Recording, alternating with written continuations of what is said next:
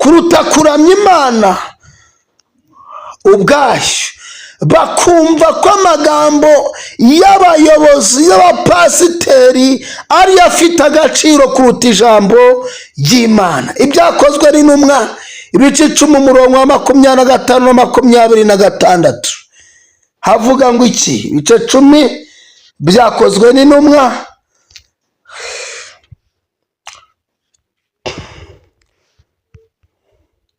haravuga ngo Petero agiye kwinjira, Koroneliyo aramusanganira, yikubita imbere y'ibirenge bye aramuramya, ariko Petero aramuhagurutsa ati haguruka, nanjye ndi umuntu nkawe, Imana ishimwe. Nizere ko byumvisha. Nubwo Petero byagaragaraga ko ari hejuru ya Koroneliyo, ari mu bwoko bw'Abayuda, ari Umuyahudi, ariko ntabwo yigeze yishyira hejuru ya Koroneliyo. Ariko muri iki gihe turi mu mwuka w'Abanikorayiti, abapasiteri bishyize hejuru, abashumba bagahabwa agaciro kuruta Imana bavuga cyangwa bavuga ko bakorera. Ariko Imana ibagarukeho.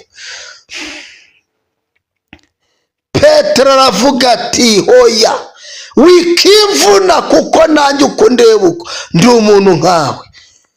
Imana ishimwe.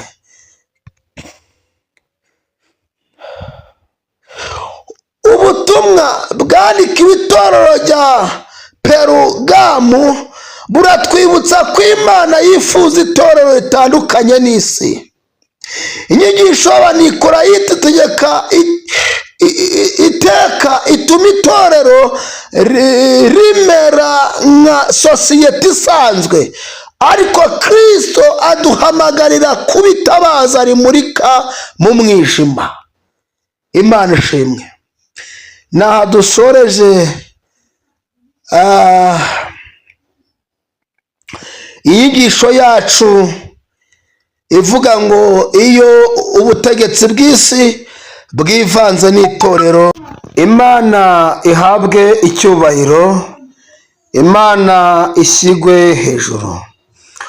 Uyu mugoroba tugiye kwiga inyigisho ivuga ngo ni iki kiba iyo ubutegetsi bw'isi bwivanze n'itorero. Imana ishimwe. Tugiye kwiga inyigisho ivuga ngo ni iki kiba iyo ubutegetsi bw'isi bwivanze n'itorero. Ibyahishuriwe Yohana ibice 2, turahera ku murongo wa 12. Haranditse ngo wandikire marayika w'itorero ry'i Perugamu uti, ufite inkota ityaye ifite ubugi impande zombi, aravuga aya magambo ati, nzahuba ko ariho intebe y'ubwami bwa Satani iri, nyamara ugakomeza izina ryanjye ntiwihakane kunyizera. Ndetse no mu minsi ya Antipa, umugabo wakiranukiraga kumamya, wiciwe iwanyu aho Satani aba. Ariko rero mfite bike nkugaya, kuko iwanyu ufite abakomeza inyigisho za Balamu, wigishije Barake gushyira igisitaza imbere y'Abisiraheli kugira ngo bajye inonorano kandi basambane. Nawe nikumese, ufite abakomeza inyigisho y'Abanikorayiti nkabo. Nuko wihane, kuko nutihana nzaza aho uri vuba, ndwanye abo mbatikure inkota yo mu kanwa kanjye. Ufite ugutwi niyumve iby'umwuka abwira amatorero. Unesha nzamuha kuri manu yahishwe, muhe n'ibuye ryera ryanditsweho izina rishya ritazwi n'umuntu wese keretse urihabwa. Imana ihabwe icyubahiro. nari mvuze ngo tugiye kurebera hamwe inyigisho ivuga ngo ni iki kiba iyo ubutegetsi bw'isi bwivanze n'itorero. Ese bibyara iki cyangwa se ntacyo bitwaye? Nicyo kintu tugiye kuganiraho, niyo topike dufite. Imana ishimwe. Tubonyemo abantu batatu barimo bavugwamo, bari mu iri torero ry'i Perugamo. Harimo abanikolayiti, harimo Baramu, harimo na Baraki. Tugiye kureba nese abanikolayiti basobanuye iki, turebe n'icyo Barake asobanuye, turebe n'icyo Baramu asobanuye, wari wicaye muri iri torero ry'i Perugamo. Imana ishimwe kandi Imana ishyigwe hejuru. Reka turebe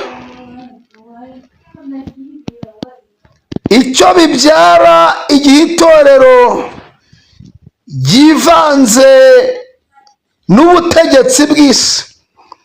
Ese Bibiliya hari aho ibyemera ko itorero ribasha kwivanga n'ubutegetsi bw'isi? Icyakora narajya kure, icyo nahamya ni kimwe, ni uko Bibiliya itegeka kugandukira abatware n'abafite ubushobozi muri iyi si, ariko ntabwo bibahaye uburenganzira bwo kwivanga.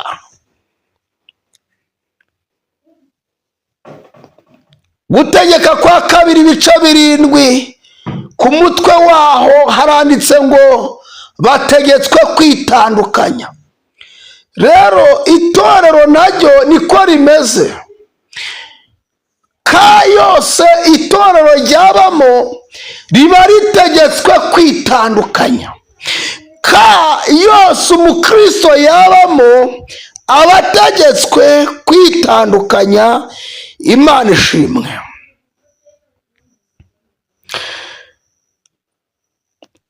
Ikintu cya mbere tuza kureba, iyo itorero ryivanze n'idini, nuko batakaza umwimerere n'indangagaciro.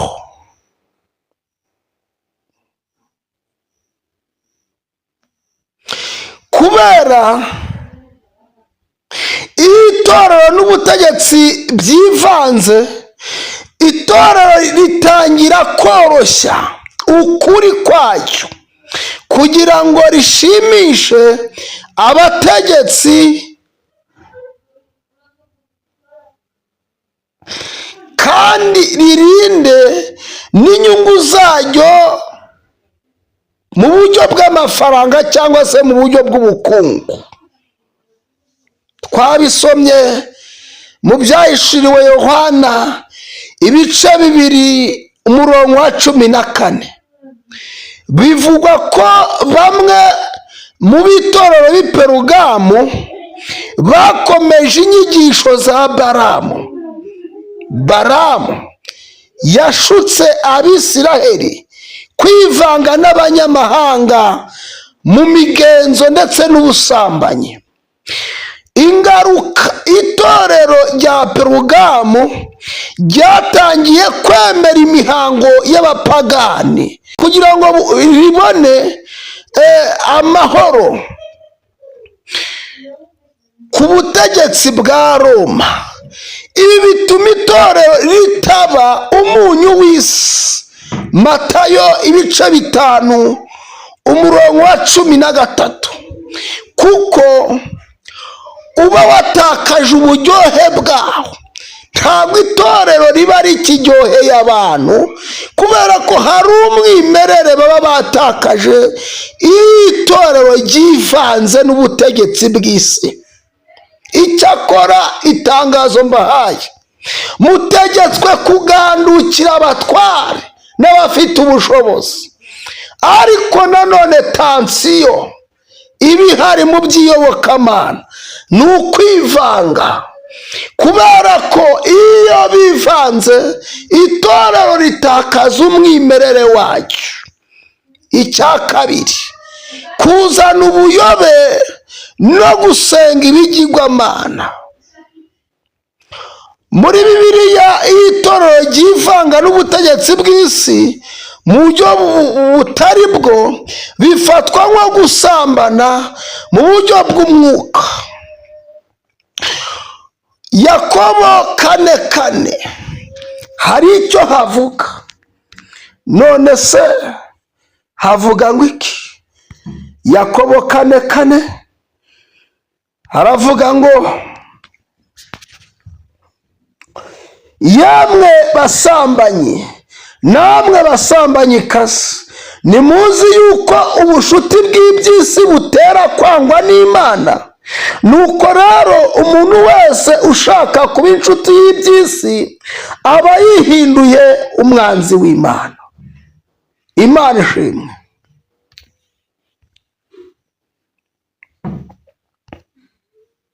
Uwo ni Yakobo wabivuze. Itorero ritangira kuramya ubutegetsi n'amafaranga n'icyubahiro by'isi mu kigwi cyo kuramya Kristo. Ibi nibyo byagejeje itorero rya Perugamu mu kuramya ibyatambiwe ibigirwamana.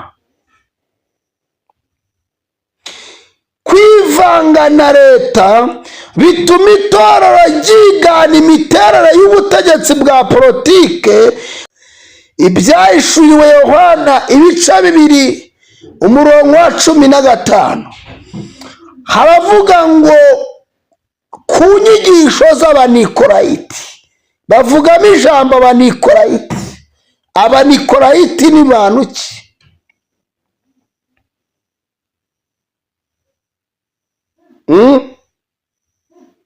Nk'uko twabibonye, iri ni ijambo rishobora gusobanura kunesha cyangwa gutegeka abaturage. Abanikorayiti. Itorero rishobora guhinduka nk'urwego rwa leta, aho abakristo basanzwe badafite ijambo, ahubwo bayoborwa n'abantu runaka bafite inyungu mu butegetsi. Yesu yavuze ko abakomeye bo mu isi ari bo bategeka, ariko mu itorero atari ko bikwiye kugenda. Matayo 20 hereye ku murongo wa 25 haravuga ngo, Matayo 20 hereye ku murongo wa 25 haravuga ngo, Yesu arabahamagara arababwira ati, muzi yuko abami b'abanyamahanga babatwaza igitugu, n'abakomeye babo bahawe kubategeka. 26 ariko muri mwe siko biri, ahubwo ushaka kuba mukuru muri mwe ajya aba umugaragu wanyu. Imana ishimwe. 25 Yesu arabahamagara abwira intumwa ati, muzi yuko abami b'abanyamahanga babatwaza igitugu, n'abakomeye babo bahawe kubategeka, ariko muri mwe mwabizera siko biri. Ntabwo ariko bimeze, ahubwo ushaka kuba mukuru muri mwe ajya aba umugaragu wanyu. Imana ishimwe. nizere ko nicyo wacyumvisha. Iyo itorero rifite inkunga ya leta rifata rya jambo ry'Imana ryari rikwiriye kuba inkota y'ubugi bwombi yo gufasha abantu, yo kugarura abantu kuri Kristo, rikabakoresha mu guhiga abandi. Yesu yabwiye itorero rya Porogamu ko azaza akarikubita inkota yo mu kanwa ke. Ibyahishuwe bice 2:16. Mu mateka itorero ryahujwe na leta ryaje gutoteza abakristo b'ukuri banze kwemera inyigisho zivanze n'ibya politike. Izo nizo ngaruka ziboneka iyo itorero ryivanze n'ab'isi.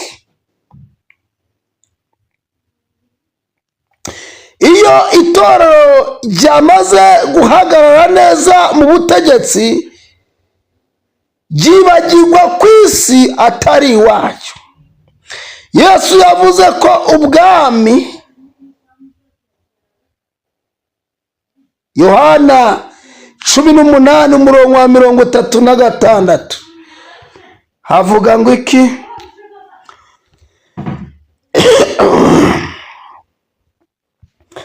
Haravuga ngo Yesu arabasubiza ati, ubwami bwanjye si ubw'iyi si. Iyaba ubwami bwanjye bwari ubw'isi, abagaragu banjye baba baragwanye ngo nahabwa abayuda. Ariko noneho ubwami bwanjye si ubw'ino, Imana ishimwe. Yemwe abizera, yemwe abakurikiye Yesu, yemwe ababasha kugira umutima ujya mu gihugu cyo mu ijuru, yemwe bari muri iyi nzira, ubwami bw'Imana ntabwo ari ubw'iyi si. Iyaba, niko Yesu yavuze, iyaba bwari ubw'isi, abagaragu be bari kugwanisha inkota. Ariko none ubwami bwe si ubw'ino mu isi. Ariko ikibazo gikomeye ni uko itorero ry'iki gihe cyangwa se amadini y'iki gihe ari gukora ku buryo ahuza n'ubutegetsi bw'isi, ari gukora ku buryo ahuza n'ubutegetsi bw'isi. Imana ikore ku maso abantu bayo, yongere ibagarukeho. Itorero ryivanga na leta rishira imbaraga mu kubaka agakiza, gushaka imyanya no kugena amategeko y'igihugu, ariko rikibagirwa gusengera imitima izabona Imana, bakibagirwa gusengera ubugingo. Itorero rikwiriye kubaha ubutegetsi, Abaroma 13, no gusabira abategetsi, ariko ntirikwiriye kwivanga nabwo mu buryo butuma ritiha Imana ibyayo, mu bihe Imana n'ibya Kayisari mu bihe Kayisari. Turi ku isomo rivuga ngo niki kiba iyo itorero ryivanze n'ubutegetsi bw'isi. Noneho reka turebe Barake twasomye muri iki gitabo. Ubundi Barake muri Bibiliya aboneka mu gitabo cyo Kubara, kandi nanone yari umwami w'i Mowabu. Barake yari umwami w'igihugu cya Mowabu igihe Abisiraheli bavaga mu Egiputa banyuze mu butayu bakagenda batsinda amahanga yose bahuraga nayo. Barake yagize ubwoba bwinshi. Kubara 22 umurongo wa 2 n'uwa 3. Barake abonye ko adashobora gutsinda Isiraheli mu buryo bw'intambara isanzwe, yashatse uburyo bw'umwuka, yashatse uburyo yabageraho anyuze mu isi y'umwuka.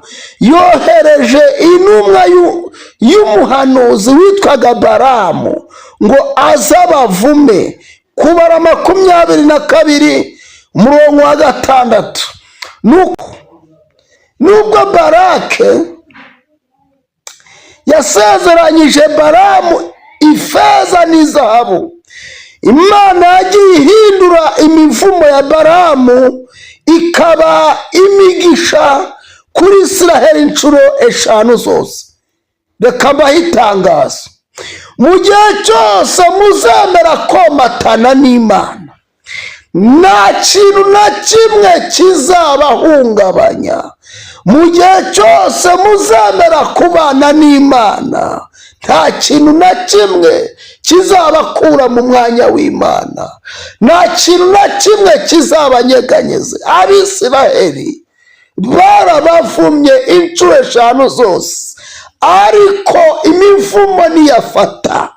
Ariko reka mbabwire, iyo ubutegetsi bw'isi bwivanze n'itorero, bajya bacura n'imigambi, bamenya icyo mwakora kugira ngo Imana ibarakarire ibatere umugongo. Baraki na Balamu bamaze kubona ko badashobora kuvuma Isiraheli, bakoresheje andi mayeri mabi yo kubashuka kugira ngo banyuranye n'Imana yabo, bityo ibareke.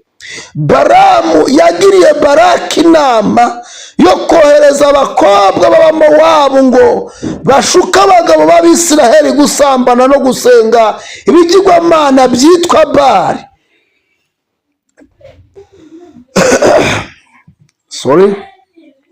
Ibi byatumye Isiraheli ihura n'ibyago bikomeye, kuko Imana yari yarabihanangirije kwivanga n'amahanga cyangwa gusenga ibigirwamana.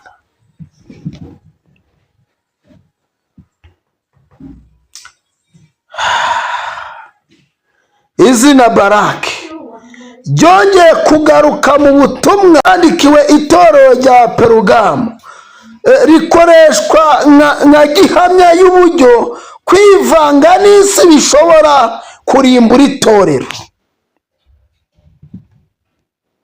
Barake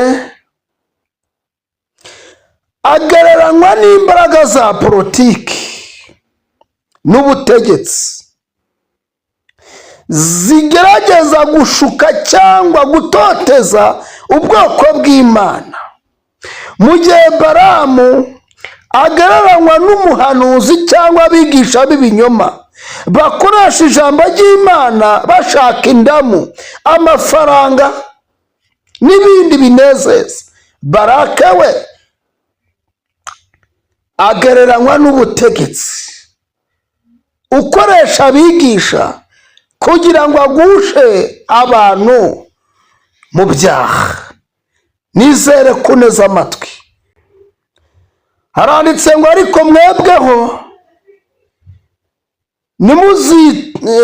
nimuzitwe Rabi, kuko umwigisha wanyu ari umwe, namwe mwese muri abavandimwe. Kandi ntimukagire umuntu wo mu isi mwita data, kuko so ari umwe, ariko ari wo mu ijuru. Kandi ntimuzitwe abakuru, kuko umukuru wanyu ari umwe, ari Kristo. Ahubwo uruta abandi muri mwe aje aba umugaragu wanyu. Imana ishimwe. Abanikolayiti bo bari bavuze iki?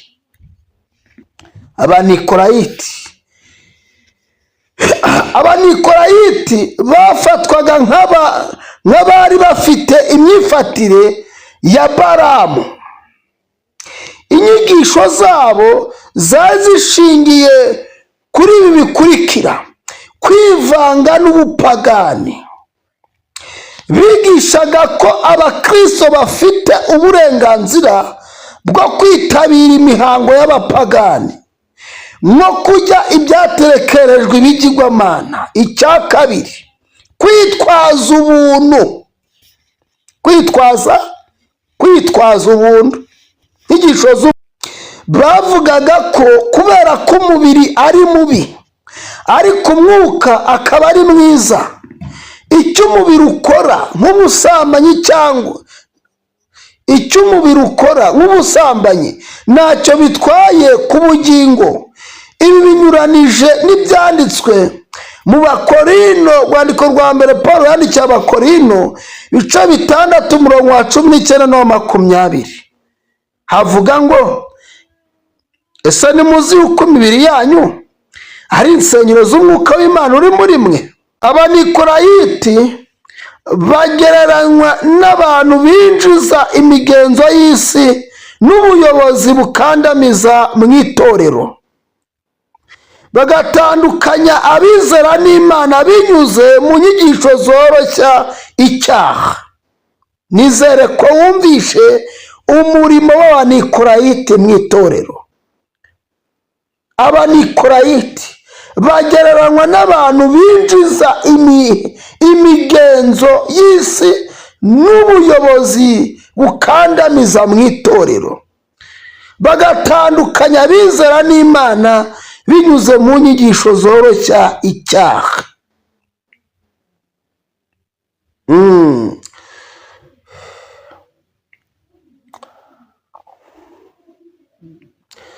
uko Abanikolayiti bagaragara mu itorero ry'iki gihe, nk'uko izina ryabo ryasobanuraga gutegeka abaturage, no muri iki gihe hari aho usanga abayobozi b'amatorero bishyira mu mwanya w'Imana bagategeka abizera ibyo bagomba gukora mu buzima bwabo bwite, nko kugena uwo bagomba kubana nabo,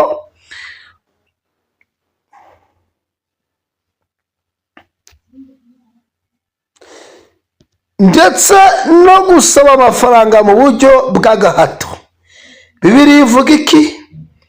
Urwandiko rwa mbere rwanditswe na Petero ibice 5 umurongo wa 3 aravuga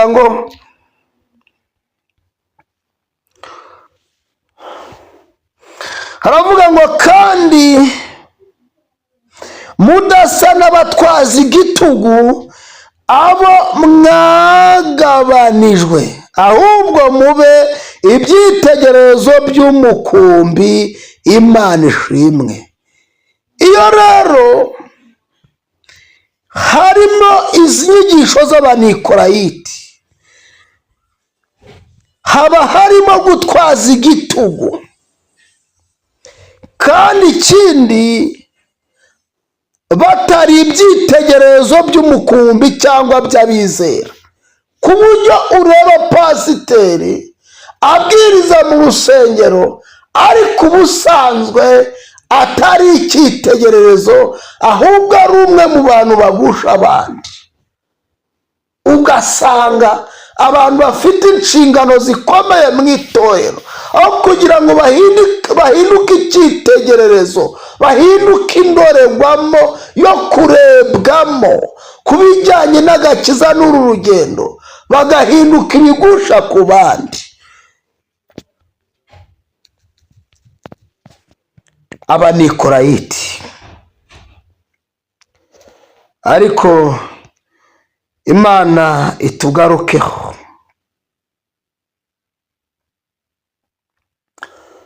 Abanikolayiti bigishaga ko umubiri ntacyo uvuze, bityo umuntu ashobora gukora icyaha nk'ubusambanyi ariko umwuka wo ukaguma ari mwiza, ukaguma uri uwera.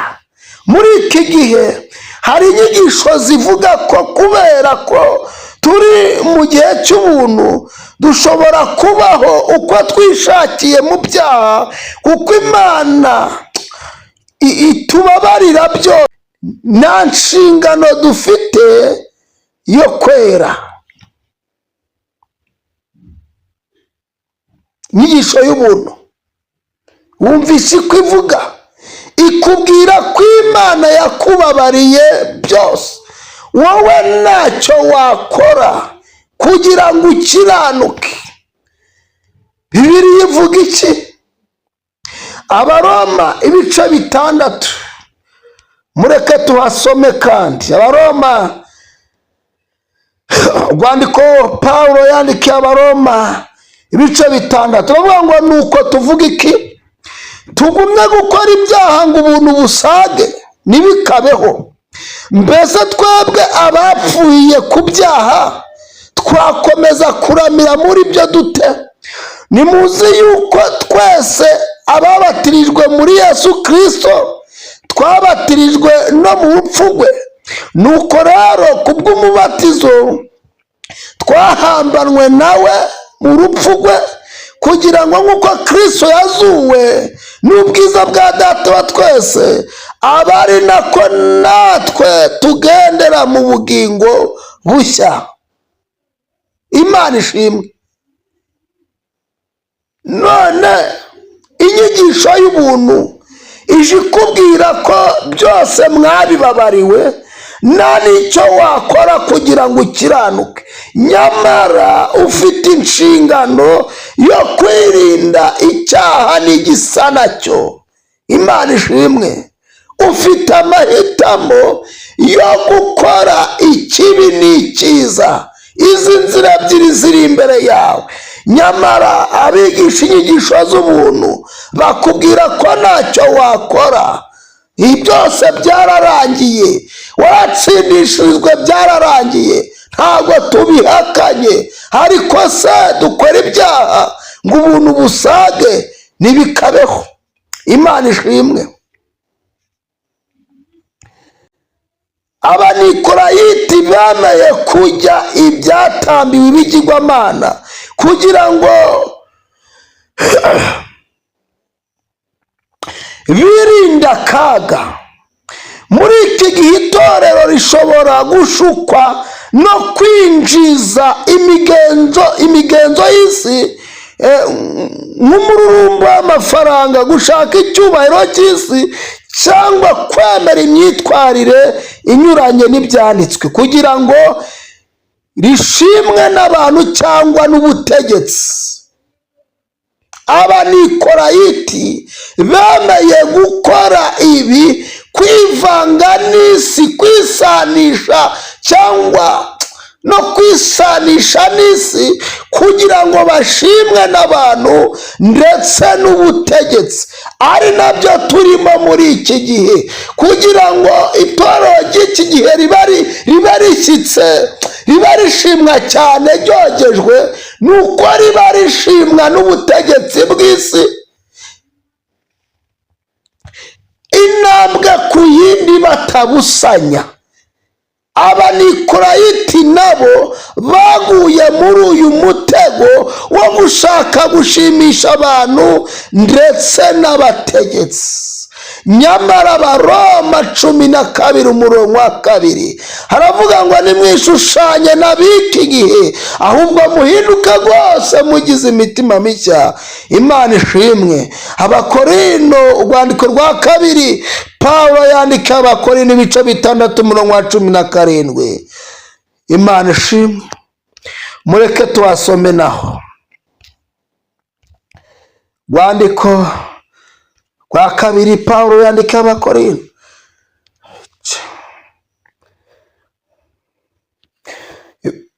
ibice 6:17, haravuga ngo nuko muve hagati y'ababandi mwitandukanye, niko Uwiteka avuga, kandi ntimugakore ku kintu gihumanye, nanjye nzabakira. Imana ishimwe. Haleluya. Ngo nuko muve hagati y'ababandi mwitandukanye, niko Uwiteka avuga. Yamwe mwamadini mwe mutegetswe kwitandukanya, yamwe biyita amatorero, abakurikiye Kristo mutegetswe kwitandukanya. Muve hagati y'ababandi, niko Uwiteka avuze, kandi ntimugakore ku kintu gihumanye, nanjye nzabakira. Imana ishimwe. Haleluya. Umva umurongo wa 18 haravuze ngo kandi nzababera so, namwe muzambera abahungu n'abakobwa, ni ku Uwiteka ushobora byose avuga. Uwo munsi muzamera kuva hagati y'aba bandi mukitandukanya. Uwo munsi muzamera kuzibukira kutisanisha n'isi. Uwo munsi muzamera kwitandukanya n'imigenzo y'isi. Uwiteka nawe, haleluya, azababera so. Kandi ikindi, Imana ishimwe, namwe muzamubera abahungu n'abakobwa, ni ku Uwiteka ushobora byose avuga. Imana ihabwe icyubahiro. Abanikolayiti bashoboraga kuba barahaye abayobozi babo icyubahiro kirenga icyo bagombaga guhabwa. Muri iki gihe usanga abizera bamwe baramya abakozi b'Imana. Imana rero ihereza itorero kwitandukanya kugira ngo rihinduke urumuri rumurika mu mwijima. Itorero ry'iki gihe cyangwa idini y'iki gihe rishaka gushimwa n'abantu ndetse n'abategetsi, ariko siko byakagombye. Byakagombye kwitandukanya nk'uko twabisomye haruguru. Imana ibahe umugisha, Imana ibagirire neza, kandi Imana ibiteho.